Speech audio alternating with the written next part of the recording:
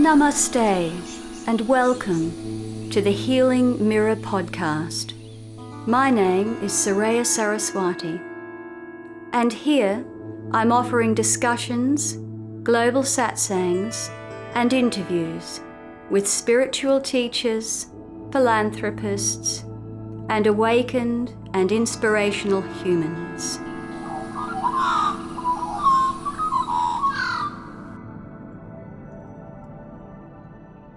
Namaste and welcome to the Healing Mirror podcast. I have a very interesting podcast coming up for you today with a beautiful, gentle and insightful woman friend of mine who is an astrologer. She's also an author and she works with psychosynthesis. So I'm very, very happy to introduce you to Deborah Muffet. And like myself, she focuses on seeing clients online now, and she does offer astrology charts and insights. But today we are going to look at the astrology for 2020, which is going to be rather fascinating considering that we're over halfway through this year, and wow, what a ride it's been. What an interesting and fascinating year in so many different ways. And today we're going to be discussing, how do we ride this? How do we live and gain the greatest wisdom, insight, and spiritual lessons from this incredible year, and what are the gifts of this year, and of course the challenges of this year. And I'm sure we'll be talking a bit about resilience as well. So Deborah's website, if you want to check it out, is heartsplan.com.au. But it's my great pleasure now to introduce you to Deborah, who actually recently did my transits, which were quite interesting too. So, Deborah, welcome. And I'm trying to unmute you. There you go. Done. Thank you very much. It's a real honor and a privilege to be here with you today and to explore what we're going to explore, which is a very rich subject. It is indeed. And being, so far through the year, perhaps we can be sort of looking back and having a look at some of the events that have happened. And you may be able to see energies around that in the chart and perhaps point that out to people. Absolutely, yeah. Well, firstly, I think the thing I'd like to begin with is the understanding that astrologers have had for many years that this year in particular was going to be absolutely extraordinary. No one, I think, would have been able to say, look, we're going to have a mass pandemic and many people will die and many more will be scared and their lives will be disrupted. And prior to that, of course, we had the bushfire season in Australia that was like no other, and that was so destructive and so haunting, and was the trigger for such a rallying response as people uplifted and tried to address the adversity that that these fires wrought upon this country. And of course, in California now, they're having a very similar thing. And we've got our Australian bushfighters who have, taken us through our season. They've now travelled over to America to help out with those fires, haven't they? Yes, exactly, they have. So yes, it is. It's utterly similar and very meaningful, because I think the things that we have been experiencing very much fit an underlying archetypal theme that astrologers have been able to, I suppose, ready for and understand for many years, because this particular combination of planets that is in the sky in 2020 is very intense, it is rare, and it is very serious. So in terms of the actual, events that have happened, I don't think anyone could have pointed to them literally, but we can certainly explore them as meaningful through the gifts of astrological archetypes that underlie all these events. And can I ask you, Deborah, for some of our listeners may not really understand that astrology is different from astronomy, and it is a science in itself. And a lot of people, have read their astrology in the newspaper, and which of course is always a bit of fun, but it's not really based on the true science of astrology, is it? No, they're very, very different beasts. And to explain what you're looking at when you're reading your sun sign column or star sign column, whatever words you use, it really just simply refers to the fact that your birthday is in a particular period. And approximately 2,000 years ago, when the zodiac was presenting different constellations of stars in different parts of the sky, astrologers of that era determined that different themes related to different mythologies relating to different parts of the sky, and those parts of the sky had the sun present in them at certain times in the year, and that those periods lasted approximately a month. So when the sun is in a particular sign and your birthday is in that particular window, then that means that you're a Scorpio or a Taurus or a Gemini. But that's it. You're only really looking at the sun being in that position in the sky. And there's so much more, isn't there? I remember being told years ago that at the moment of your birth, if you were laid upon the earth as a little baby and looked up into the heavens, it's where all the planets are at that time. Absolutely. You can think of it as the moment of birth as being the first time you take a breath as an individual human being alive on earth. You're participating in a larger pattern that exists in precisely that moment. And so many philosophers and psychologists and many greats that have influenced the work that I do presume that you partake of that particular pattern, and that pattern becomes yours then to live and express in whatever way you choose to live and express it. So it's all the planets in the solar system, and different points, and sometimes asteroids. It depends on, what particular astrologers use. And the interesting thing in the way that I work is how those planetary bodies and points relate to each other. So in that sense, you're also using science. You're using sort of a geometric way of understanding the relationship between the planetary bodies. And in that sense, you can understand by understanding the archetypal themes attached to each of those planetary bodies, what the themes are in the chart, because you'll be seeing how different archetypes are relating to each other. So yeah, it's very complex. To talk about your chart, as we have done recently, we could have kept going for days and explored it richly. So yes, it's there's no comparison to a proper astrological analysis of who you are and how your life is evolving as compared to a sun sign column.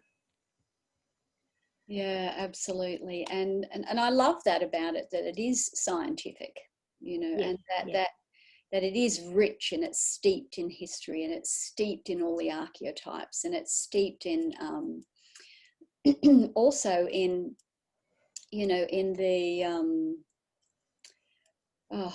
lost the word, the patterning, the incredible patterning on this planet. There is this great web of intricacy, and it's almost beyond the little human mind, isn't it? It is. It absolutely is. I think the philosophy that I have, and that one must have to draw meaning from this, is that everything in existence participates in this grand matrix of consciousness. and that all is connected on every level, whether it be material reality or other forms of reality. And where astrology has stepped up and created such an interesting tool for examining and exploring these layers of reality is that we have observed, as of at least 5,000 years ago, that when certain planets were in certain relationship in the sky, that certain events of great significance were triggered. The king would die, there would be a massive flood or a famine, or a prince would be born, or something or other that was of great moment. But by the time of, say, Jesus, there was individual astrology charts that were for you and for you alone, your own unique pattern. And all the stories, all the mythologies that had become attached to planetary bodies could then inform and underlie an understanding of the pattern of the chart. So you've got so many different patterns there. You've got patterns in stories of mythology, you've got patterns in planets in the sky, you've got patterns occurring within your own consciousness and your own psychology. You've got patterns that are occurring and reoccurring in your own life story. So yes, patterns are very much at the bottom, I guess, of the work that I do. And of course, as an evolving soul, you know, for us to actually experience life as it is, beautifully and purely, we're working on drawing back all those, you know, peeling back all those patterns over our psyche that have perhaps, you could say, coloured, you know, our vision of the world as it is, and influenced our judgment, rather than having a pure and clear vision of what is here in every moment. Usually when I work with somebody, what I find is, and I've been doing this for 30 years, so it's a consistent finding, is that the pattern that I can see in front of me has been shaped by early family of origin issues. So whatever environment you were born into encourages or discourages free expression of that pattern. So quite often the work that I do is going back and exploring that, and if you would like to describe it as removing layers, at least bringing a deep understanding and an emotionally felt experience to those early experiences, and then being able to, from that perspective, make different choices as to how you would like to better express different parts of your pattern. And that usually involves, as a lifelong journey, being at some personal edge of growth, doesn't it? We're always at some cutting edge where this is a challenge and we have to move beyond here in order to grow. Absolutely, absolutely. So 2020, and just to make that really clear to our listeners, that what we're doing here is not prediction, but simply looking at patterns which offer potential. Yes, and indeed. How that potential is realized, or perhaps globally, would depend on the consciousness of the politicians involved, the consciousness of the doctors involved, the consciousness of the countries themselves and the individuals within those countries. Would that be right, Deborah? Absolutely. I think that's where we left things a moment ago. The factor of human choice is crucial in this work. I think there may be a misunderstanding that astrology speaks to a set outcome or a set destiny, and that human responsibility and human choice therefore don't play a role, when in fact that's absolutely not the case. We have a set of underlying themes that are crucial for the growth of us as individuals and as societies and as a world, as a species. and how we engage with those patterns, how we step up to responding to them, the kinds of choices we make around them, will determine whether this is just a really, really bad year and we go back to the same old, or whether this is the stepping stone that it can be to the beginning of something quite new and different and much better. Yes, hopefully much better. Yes, hopefully much better. Of course, there's lots of conspiracy theories flying around, and we understand that people in power do have the tendency to use the media to portray things in a way that is not always honest and not always true. So it's very difficult to know what is really happening, because a lot of people are being bombarded by so many different theories, by so many different truths. And there is a lot of fear going around, with the fear of immunization, and immunization being forced upon the population, and how safe is that or not safe. How much fear is being projected here rather than love. And as my listeners know, for me, the choice is always love, not fear. Yet fear tends to control the masses, and we've seen a lot of fear mongering in our media. So today we're not here to make any blanket judgments, to support anything in particular, but really just to look at the potentials that are here, because whatever potentials are there, if we work with those and clear that within our own individual spaces, then we'll be adding to love and to the vibration of love. Absolutely. Does that sit with you, Deborah? Yeah, it does. It absolutely sits with me. Fantastic. So shall we get the chart up and have a look? Yes. Okay. So Deborah's worked hard. She's done the chart for 2020, and I'm just going to share that on the screen. I'm sorry for those listening to this podcast. You won't be able to see this, but I will put it in the blog that goes with the podcast. Or you can whip over to Soraya Saraswati's YouTube channel and see this live. Okay, so here we go. Here we are. Great. Now. Yes. And I'm hoping everyone can still see us. Yes. And still see the chart. Good. Okay. So what we have here is a planetary pattern of the planets in the solar system and certain points and a particular asteroid that I use at 11 a.m. on the 11th of September 2020. And what I can point to is a particular pattern that has been very, very, very strong for all of this year and will continue to be strong until at least the end of this year. And that is, if Soraya would like to guide us, in the second house of the chart. So as you can see, there's a whole bunch of numbers on the inside that describe a chart as being split into 12 different areas. In this chart for today, this particular combination is in the second house. But what's of most interest is what these symbols represent. The first one that you've got your cursor on now is the planet Jupiter. It's at 17.5 degrees Capricorn today.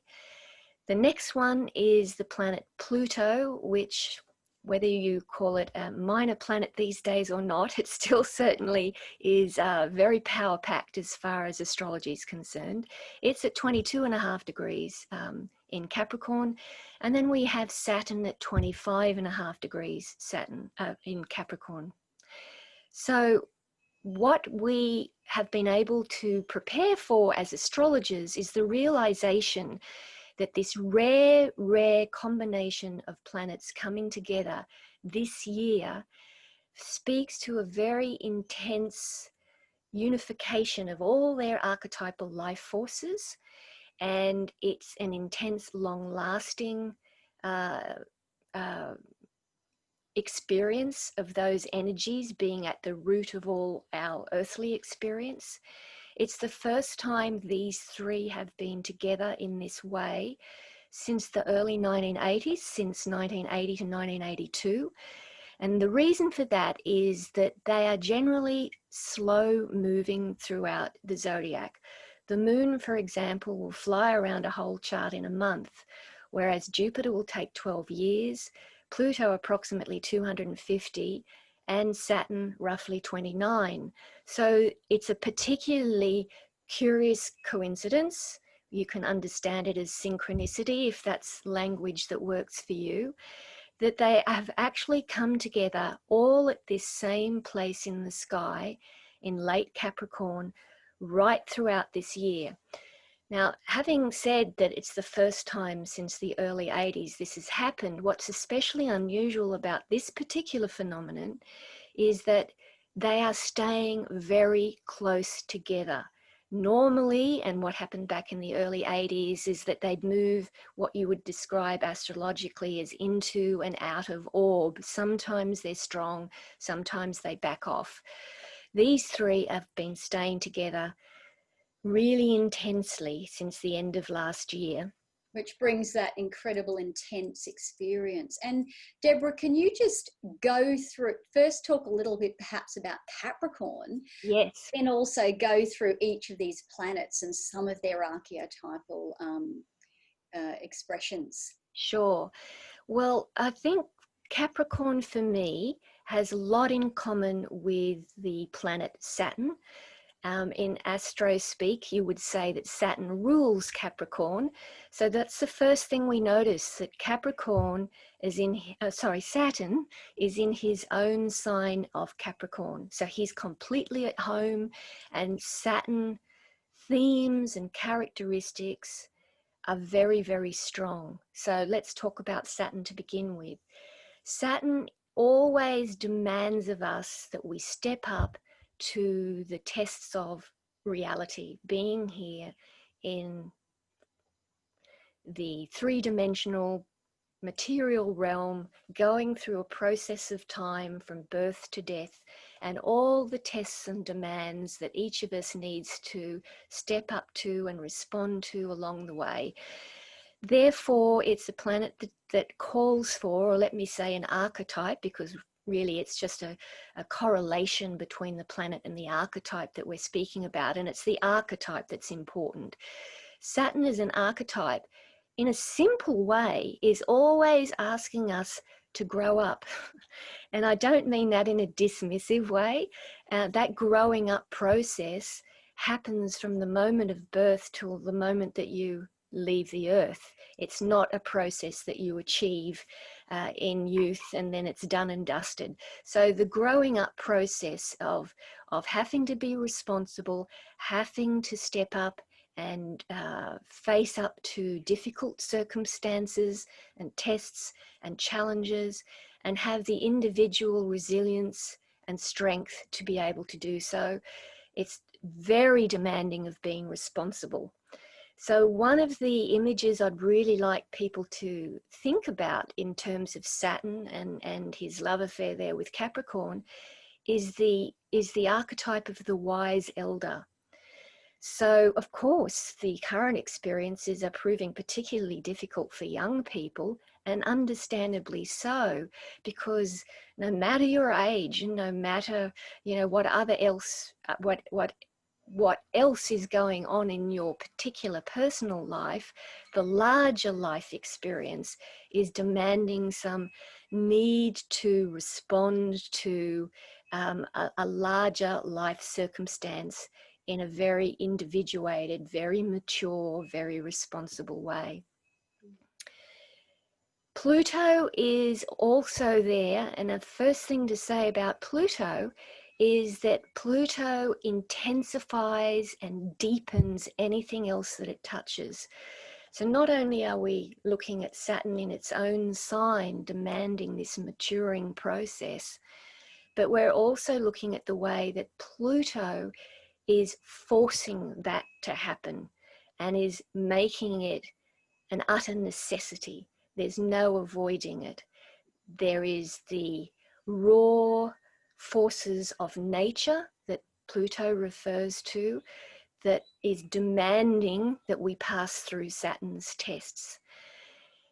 Mythologically, we can think of Pluto as the god of the underworld, and there are some, lots of themes relating to various mythologies where there are different gods of the underworld and different stories about them.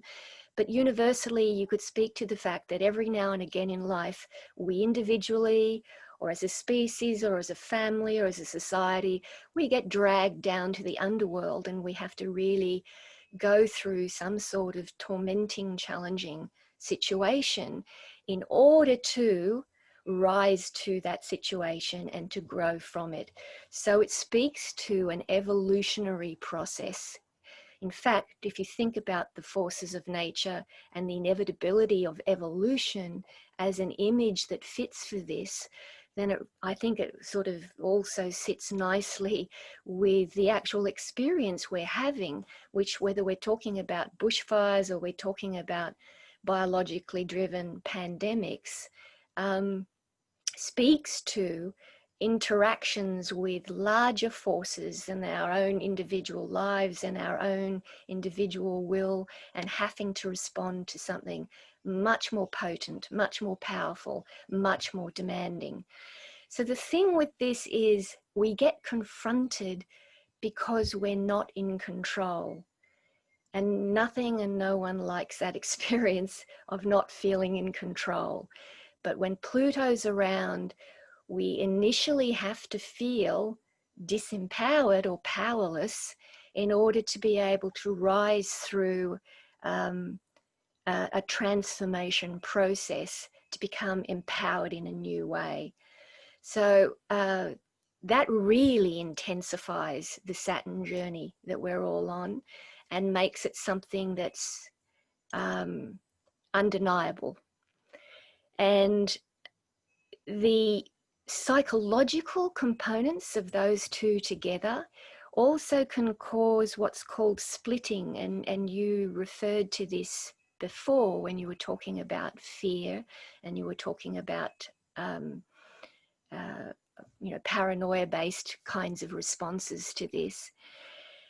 That's a very common psychological response when Saturn and Pluto get together. There are usually such intense life experiences that the human psyche looks for some way that we can feel more in control, and we project out elsewhere that which frightens us or that which we feel is causing us to feel out of control, so that we can create a psychological scenario by which we can feel, now I'm more in control because the scary thing is out there and I can respond to that by dealing with this little scary thing over here.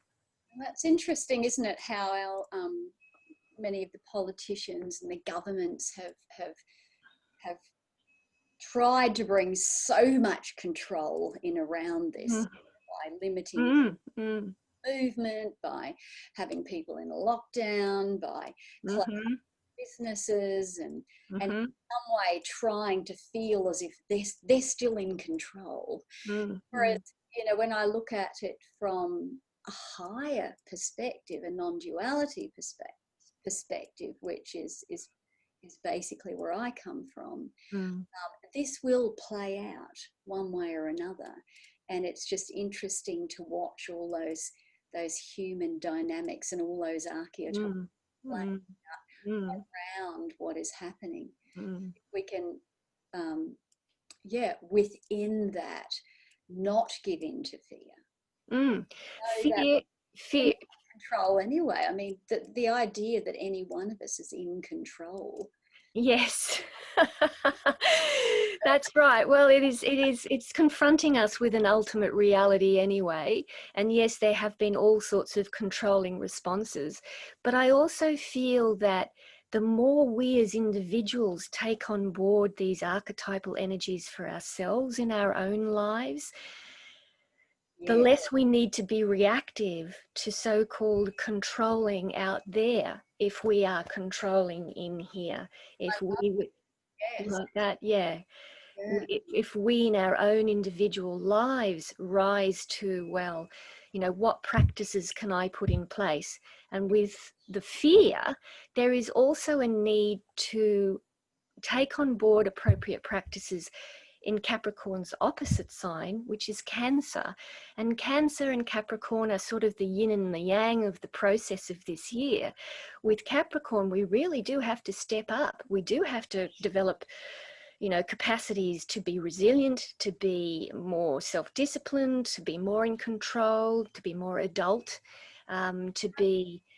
I've got a little, that in control. Is that more self-confidence, perhaps self-assertive, good with boundaries, but in control? I have a little issue with that. In control.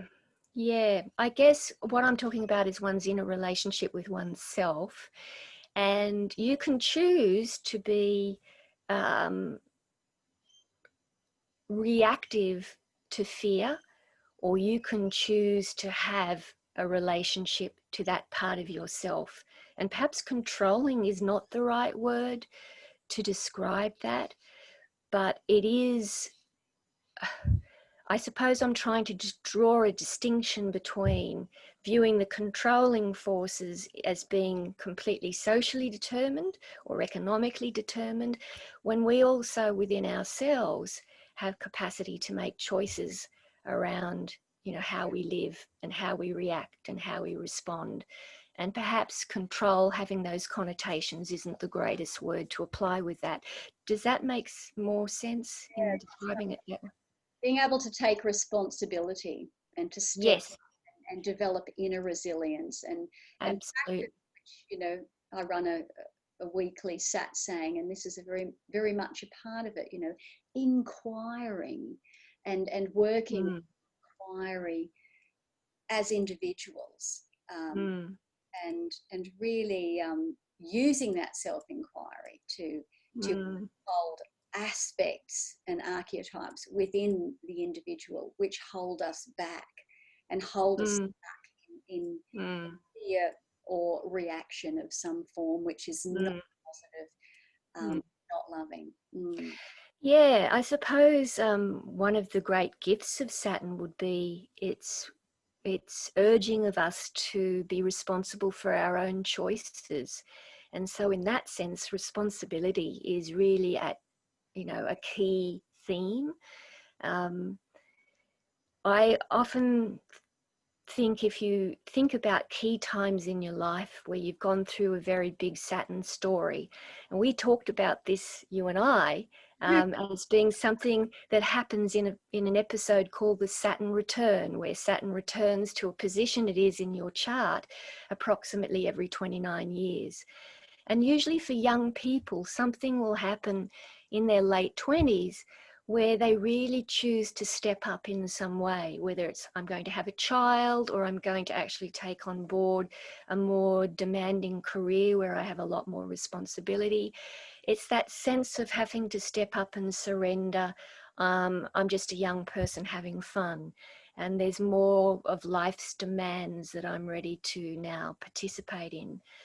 I think that's the sort of thing I'm talking about. It's that sort of ability to take control of your own responses to life and make your own choices. And resilience, I think, is another aspect of Saturn that is very much being called upon at this point. But skipping back to where I was just headed with Cancer, this is also another key way of responding to this year. The archetype that I would suggest for Cancer would be the mother and child. So with Capricorn, we have the wise elder, and no matter our age, we are really in the business right now of becoming more wise, of needing to become more wise, of making choices that are better and wiser choices about ourselves and our responses, but also the world we want to live in the future. But Cancer is saying, yes, and there's a part of us that's really fearful right now. There's a part of us that's really young, and needs nurturing and needs caring, and who, you know, needs calming perhaps in a period where it's very easy to feel frightened and to be discombobulated by this experience of being in a much larger uh, situation than just our own little personal lives. So I think things like what you're doing, for example, any type of mindfulness process or any kind of self-nurturing process that's healing can help people on an inner level be able to mother themselves in a way through this process. I think with suicide rates this year just skyrocketing, um, Mm, self-care is just so mm, important and often put on the back burner. And I mm, think as part of resilience, you know, understanding that we need to offer self-care, mm, mm, mm, check in on others as well. Of course, yesterday was World Suicide Prevention Day and Are You OK Day. So mm, again, a little reminder about mm, in developing resilience, taking a deeper care and nourishing mm, ourselves. mm. And you know, if I could bring those two themes together for a moment, taking that seriously, Yeah. you know, taking it seriously. There's the wise elder.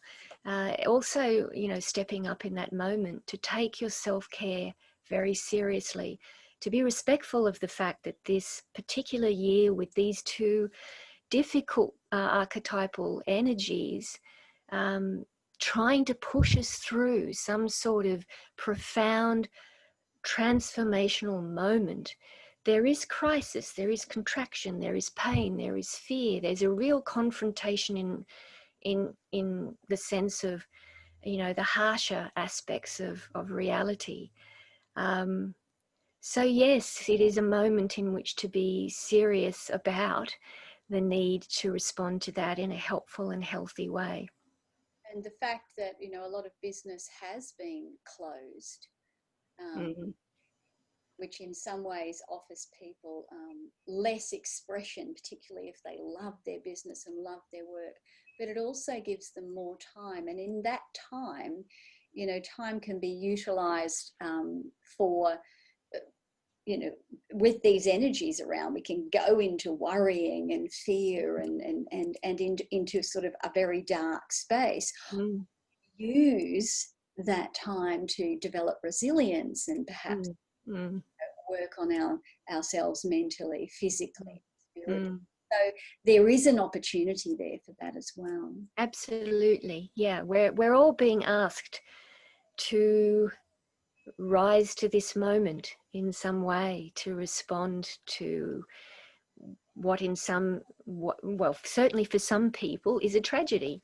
And there is um, a need for sort of a more resilient, more self-loving, more self-aware, more kind, more self-nurturing relationship to self. And you can actually look to that despite your personal experience and the way that this is being made particularly difficult for you. And I don't mean to diminish the real pain that some people are experiencing at this time. Not in any way would I do that. I would never diminish the difficulty of some lives in this process. I think it's more a reminder that, you know, to hold out your hand. There are people that care, and there are things we can do, and never be afraid to ask for help. Yeah, yeah, absolutely. I think I'd like to offer another analogy to this moment as well.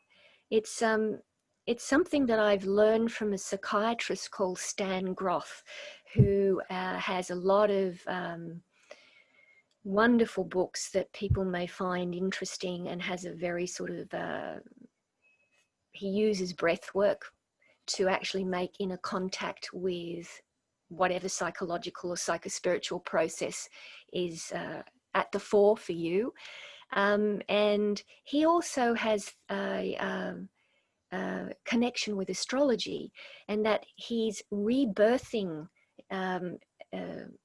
theory he can apply to different archetypal themes of astrology. So if we look at the birth process as gestating, being in a womb, being in a space of peace, there you have a beautiful Neptune archetype, which is the archetype that speaks to our spirituality and our impulse towards spirituality and experiences of meaning on that level, of awe and upliftment on that level, even to experiences that are fueled by the imagination and the intuition. But at some point, pain kicks in. This is what happens when we get born. Pain kicks in. Pain is very much the Saturn archetype. It's that test of now you have to be shoved into a separating, yeah, a process of separating from this, you know, very peaceful space that you've been in where all your needs have been met. Pluto kicks in when that cervix actually finally opens and we're forced into the birth canal. And anybody who's experienced rebirthing, who has felt that, knows that it's very painful, particularly around the head and the shoulders. And you just don't know. You're in the grip of something much larger than you. You don't know what's happening. But then eventually you're born into a new life as an individuated new being. And I think we can. Yeah, when you were talking before, I was going to say, gosh, that's like being pushed through the birth canal, and you've just said it. That's why I was smiling. It's like, yeah, it really does feel like, and it's the birth of humanity. I mean, the whole of humanity is being squeezed. In fact, the earth herself is yes.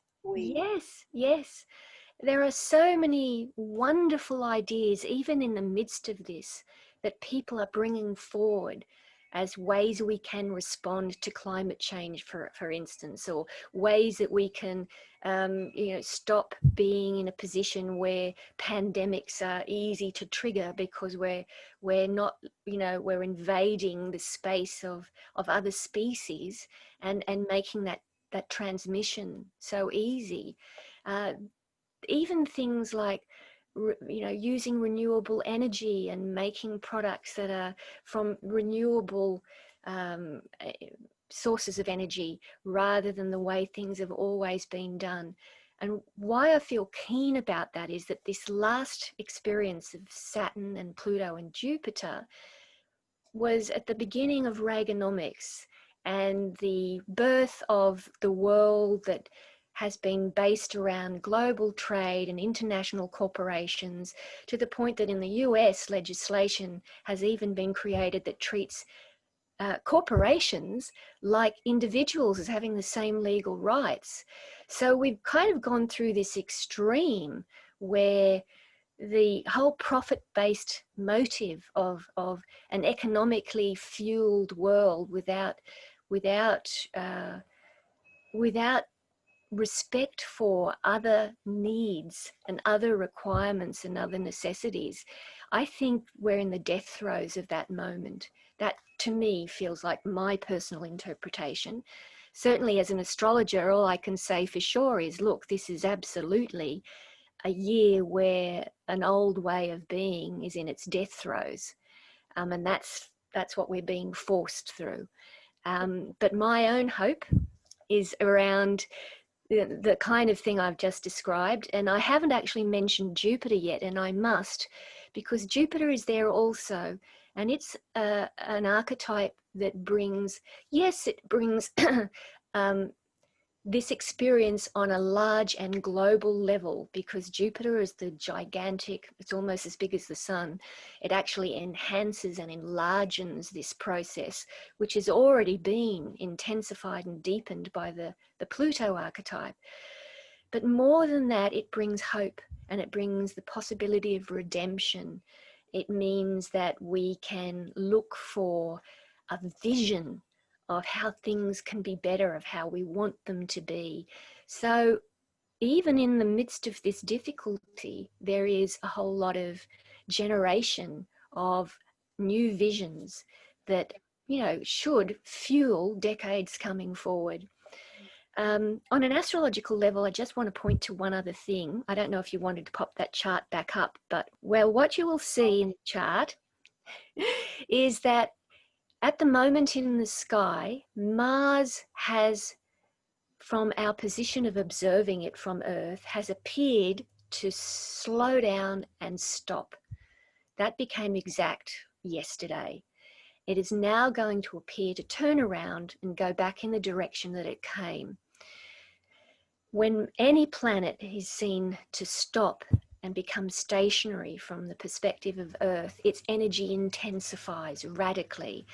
And the Mars archetype, as most listeners would know, relates to that of the warrior, the fighter, the muscle that goes into any experience of life. It adds a lot of fierceness to this particular process.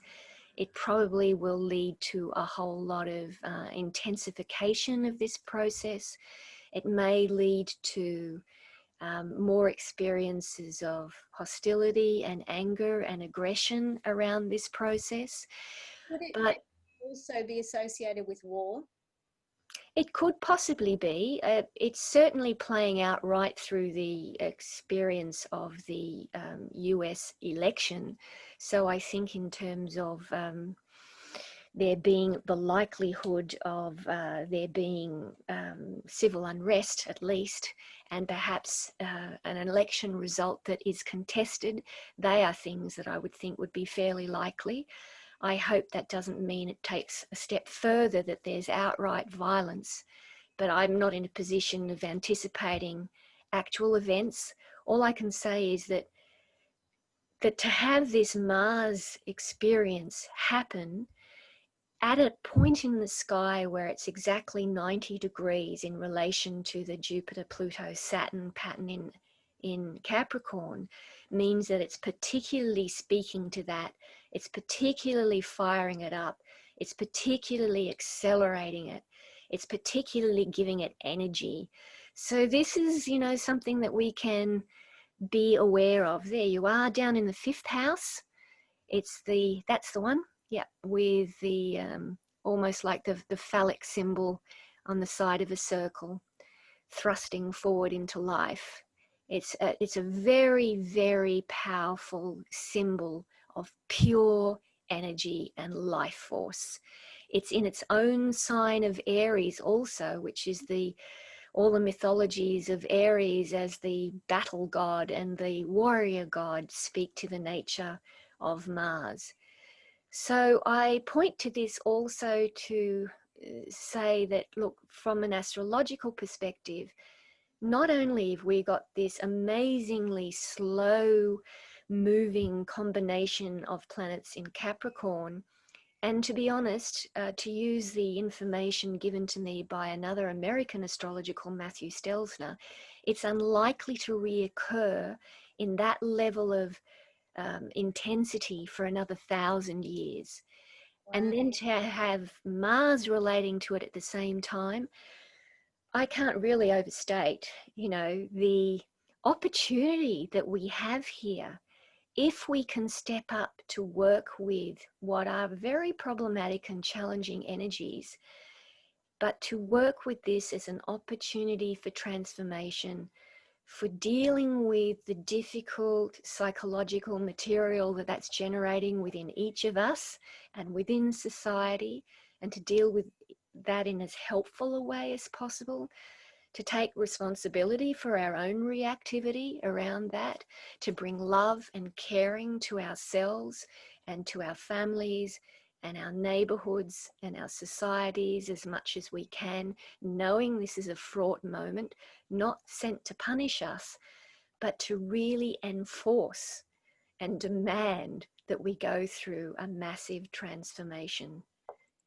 throughout this year. So don't expect it to change anytime soon, dear listeners, because it's going to become very much even more intense throughout the rest of this year. It's probably through until January. And then we move into 2021. which is a bit of a different story, if you'd like me to speak to that briefly. Yeah, that'd be great. I'm sure everyone is hoping there's some light. Well, yes, there is some light. There is some light. One really beautiful thing is happening in December, where we're having every 20 years a meeting between Jupiter and Saturn. As you can see, they're both there with Pluto at the moment in late Capricorn. But by December 21st, they're right at the very beginning of Aquarius, and they come exactly together. So those of you who are tuned into these kinds of things would know that December 21st is also the solstice. So mythologically, it speaks to a very, very key moment of potential transformation. Now, Jupiter and Saturn together always speak to a new economic cycle, but because it's in Aquarius, it's also speaking to a new political cycle, a new social cycle, a cycle that's going to be different to all the other Jupiter-Saturn combinations that we've had for the last 300 years, which have all been in earth signs and have all been driving, you know, maybe much more material concerns. Whereas with Jupiter and Saturn for the first time in an air sign, in Aquarius in particular, and then another 300 years they will be in air signs, speaks to you know, the very, very, very first moment of what some people are calling the beginning of the age of Aquarius. Now that's going to begin to unfold over hundreds of years to come. But that to me really does speak to the possibility of, on a deeper, larger level, that will unfold in coming centuries, a new beginning that will have at its heart more concerns for civilized values, humanitarian values, values that respect the needs of humans and other species, rather than values that are purely economically driven. So that is my hope. A very, very, very beautiful day upon which it will happen. Then in 2021, we have... Say there about Aquarius. I mean, obviously air is also the element of the heart. Mm-hmm. Aquarius, could that also relate to more computerized Yes. as well? Because Aquarius governs that, doesn't it? Yes, it does. Anything technological, especially digital, anything scientific. I can only begin to imagine, you know, that the hundreds of years ahead of us, that the kinds of scientific developments and technological developments that they come up with going forward from here will be quite mind-bending and hopefully very uplifting. I think one of the things I read about recently was the science that they now have to create steel in a green way, so that you're using a renewable fuel. Hydrogen, I think, is the fuel that they're thinking that they can now make steel with. And it's actually proposals that are being put forward to our government about areas that have been typically used for mining coal and building steel in the old-fashioned way. If we could use the workforce that are already living in these areas and tuned into working with technical skills to be working with this new way of doing things, what a wonderful thing for them and for the world. So that's just one little example. I don't know, I'm not scientifically gifted. Also popped in then was, you know, heading into this time which will go on, the children that are being born now. Yes, yes.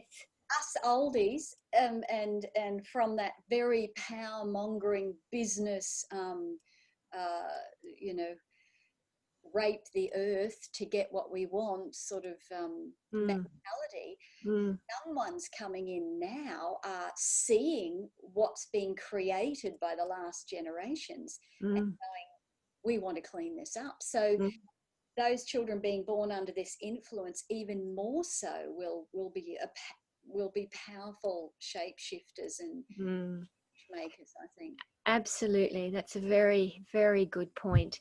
It's interesting. We're almost seeded with patterns that when we're adults and we're adults in positions of authority, the best potentials of whatever the prevailing themes were at the moment we were born, we can then use to affect positive change in the world. And one of my blogs, if anybody's interested in going to Heart's Plan and having a look, I've written a whole lot of blogs that deeply explores the 2020 themes and ways in which we may respond to it. But one of them, I think I call it the alchemy of crisis, actually lists particular groups of people born in different eras prior to this, and how the challenges of 2020 may be affecting them in particular. So, for example, those young people born in the early 90s were born when Neptune and Uranus were together in the sky at exactly this place in late Capricorn. And the idealism of these young people, the spiritual yearning that they have for a brand new world and a brand new earth, is being so challenged and stressed in this moment with suddenly completely different archetypal energies at such a delicate place inside themselves. But of course, in a testing of that beautiful potential that they have, they can rise to even deepening and becoming more determined and more resilient about the importance of bringing that forward. Another group that I write of is the group that was born in the mid-60s, which was a very profound Saturn and Pluto moment. So these, necessary trips to the underworld, those folks go there quite regularly. They're tested, they're hardened. They've got a lot that they can share with us in this difficult time. So yes, I think it's going to be wonderful. I won't be here to see these youngsters as oldies, but I'm sure that by the time they are oldies, some of the things that are just little sort of glints in our imagination will be beautiful changes they've brought to the world. One last thing about the astrology is that next year also has its challenges, not in the extent that we've just been talking about, but that Saturn will move forward after it combines with Jupiter, and Jupiter skips forward. Actually, Jupiter doesn't stop till it gets to Pisces next year, so it goes at a much quicker pace than the others. But Saturn will have a quite difficult relationship to Uranus in the sky next year. So just to, speak to that very quickly, my gut feeling around it is that for me it means that whatever the new birth that is trying to happen to come forward from this year of the ending of the old, the enforced ending of the old, because humanity just can't live like this anymore, there will be challenges around giving birth to the new. So there will be a struggle between the old and the new. There will be probably continuing economic crises, there'll be changes in government, there'll be political splits and possibly difficulties and failures. But all of that is designed to test and ground whatever the new is that's trying to be born. And that will be meaningful too. And maybe, next year we can speak to that more knowingly when we're actually in the middle of it. That begins as early as January and goes right throughout 2021. Well, I think it's fascinating because, for many of us, we've known for a long time, can we go on this way? Can we as a human race go on this way? Can the earth go on the way we have been living, by raping the earth and not honoring, creatures, the ecosystem, the delicate ecosystem. I know that David Attenborough's got a new program coming out around this soon, which will be very soon. Right through my lifetime, he's just been an icon, really, for for the animal world and Yes. Earth herself, and Yeah. there's a lot of positive things that are happening. But to make these, as you've just said, Deborah, to make this enormous leap from here to here, it is not easy. Yes. And there's going to be difficulties, but you know, the message that I hope that we're getting to the listeners is it is a transition. It will not last forever. Absolutely not. And in fact, I have skipped ahead as far as I can go to see when it sort of does really look like all of these large archetypal forces are flowing beautifully with each other, which to me signifies, this is when these changes will be in place, and there will no longer be the tension that we're currently experiencing to enforce change. So 2024-25, definitely, I see this as really flowing in an uplifting way. So we'll be able to check in with each other and see if that's accurate. But yes, please do not give up hope. Do not lose heart. Do not go through this without a sense of attachment to some deeper meaning of how something positive is striving to come from these challenges. Because in my heart, above and beyond astrology, I truly believe that it is.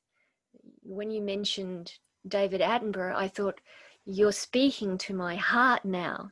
You're speaking to a heart that's been so saddened. I'm 62. You're nearly there. So saddened by the way that as a world we have not been able to respond to these crimes against the globe, against the earth, against each other, against other species. You might enjoy a podcast I did some time ago. I don't know what number it is, but it's a beautiful thing that's coming forward now. And I believe, as you were speaking about this energy, it's part of it. And started by a wonderful lawyer, an English lawyer. She actually began this organization at a very top level. She then sadly passed away, but her followers are continuing it, and they're going to change the law to create a law called ecocide. I did not know of that. That is very heartwarming to hear.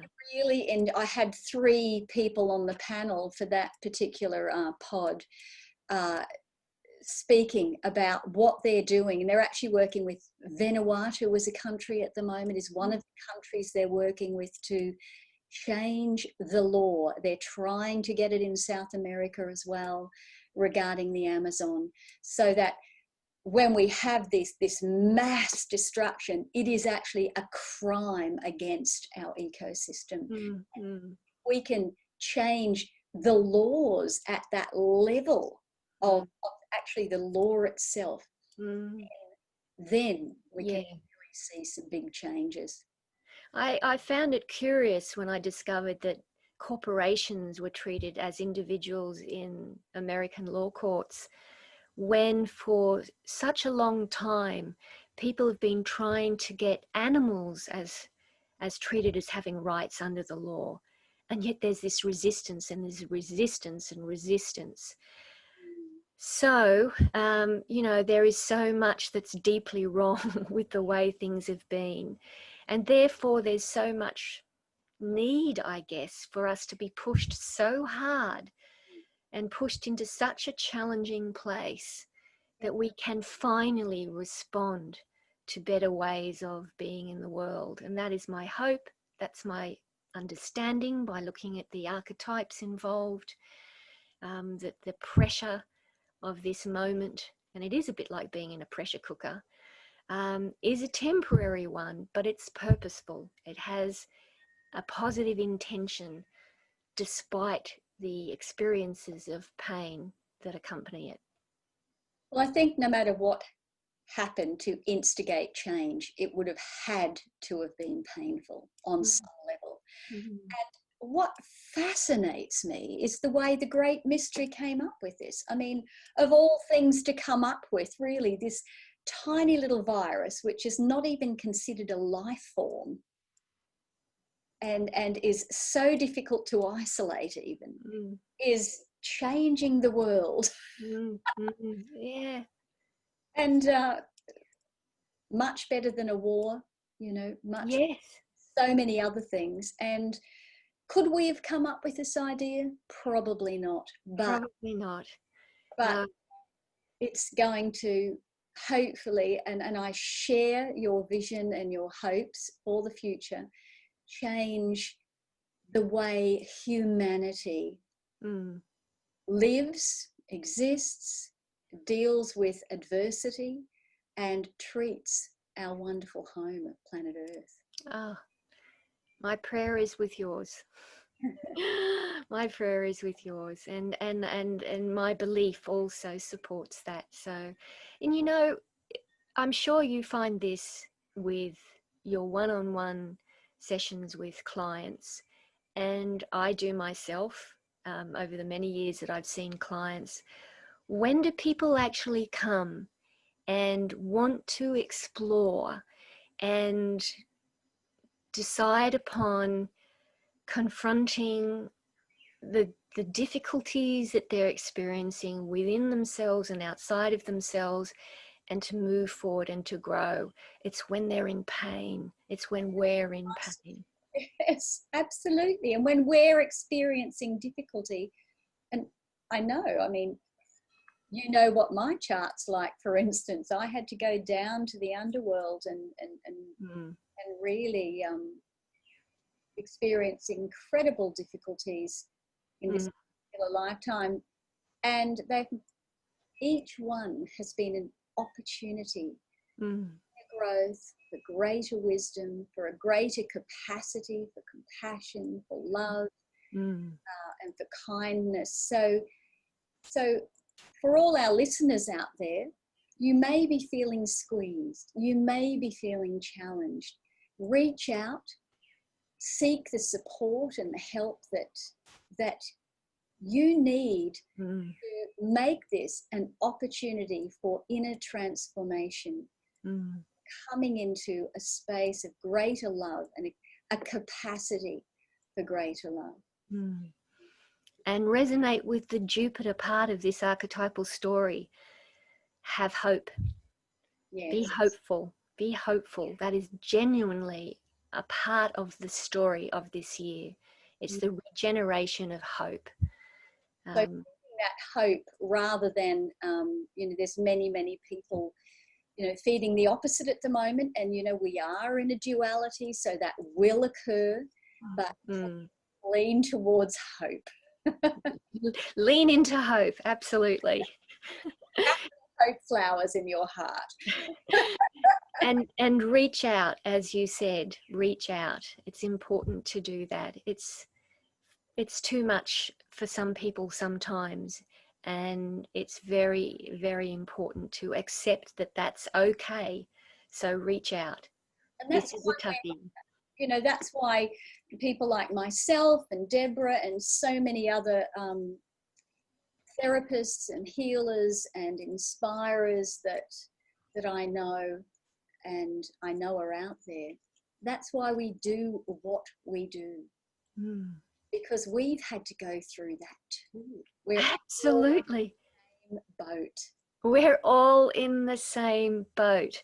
In fact, you and me and a whole lot of other people, we wouldn't be doing what we were doing unless we'd had to go to the underworld and go through that process and come back up transformed, and then we return to the underworld, and then we come back up, and then we have to go back down again. And that's the life journey. It's absolutely normal. It's absolutely okay. It's human. It is. And those little deaths, you know, as we go down into the underworld and we dance with death, we can let go of aspects of ourselves that don't serve the highest good, don't honor this great offering of human life. So look at death as well as something that we can have very many small deaths within our life.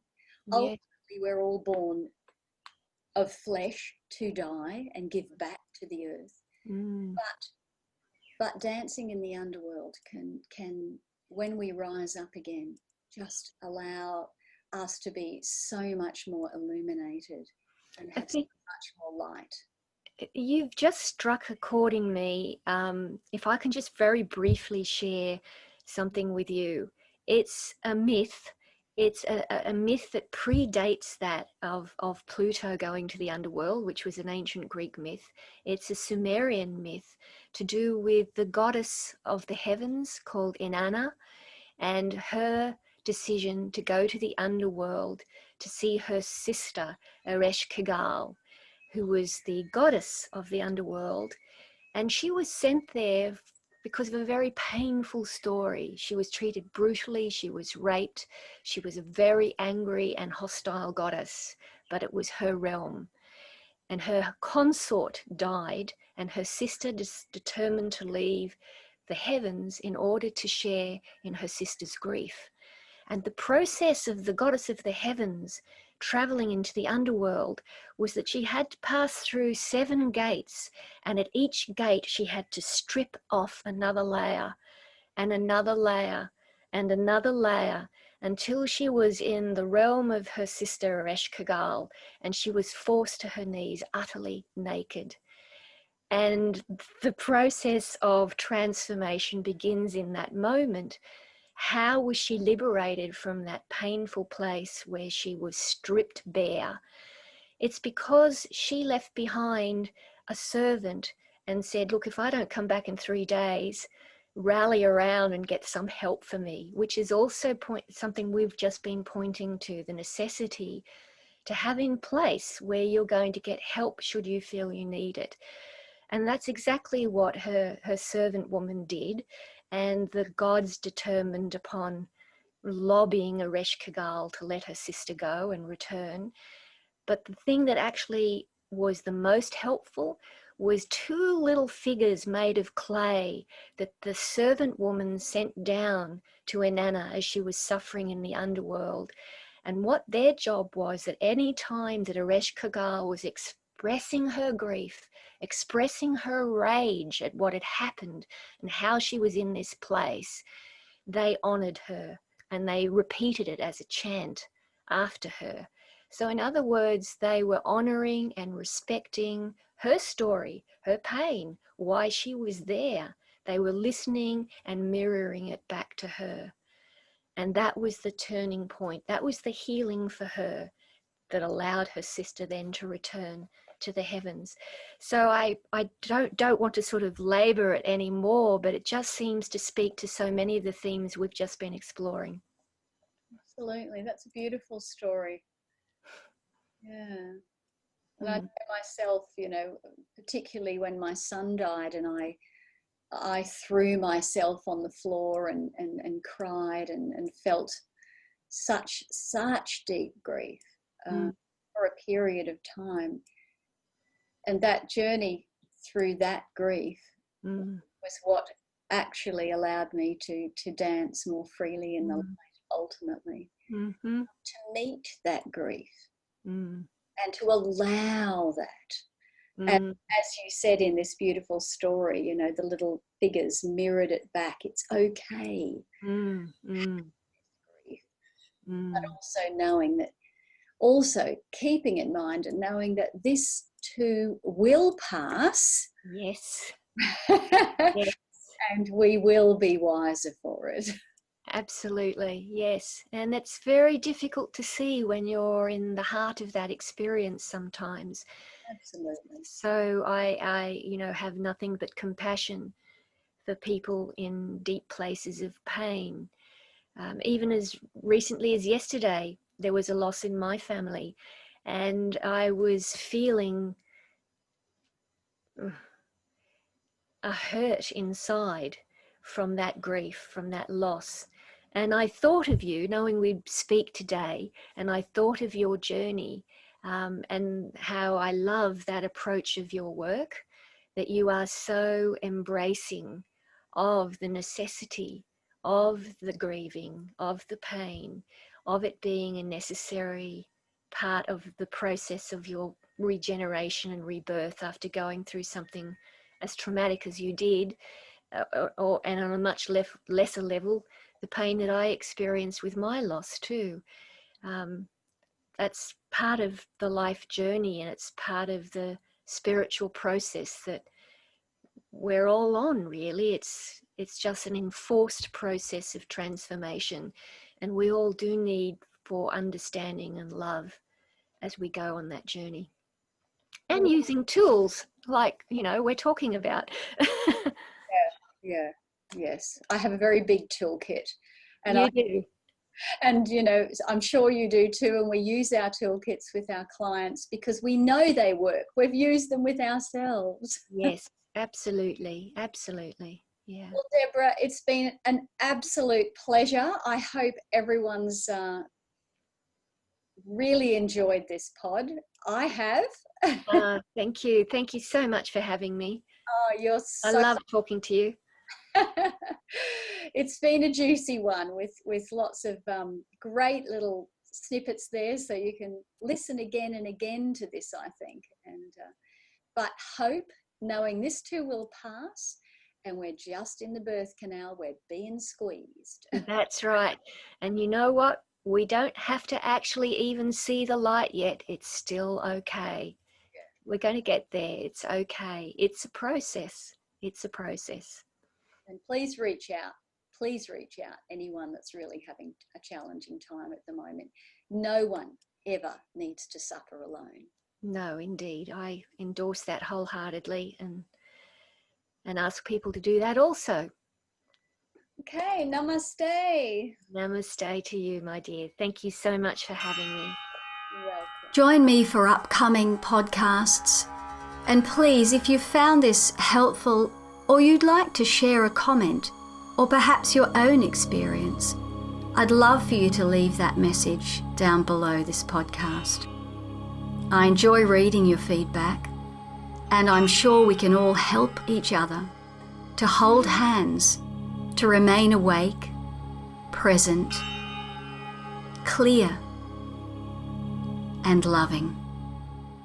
Namaste. Join me for upcoming podcasts. And please, if you found this helpful, or you'd like to share a comment, or perhaps your own experience, I'd love for you to leave that message down below this podcast. I enjoy reading your feedback, and I'm sure we can all help each other to hold hands, to remain awake, present, clear, and loving. Namaste.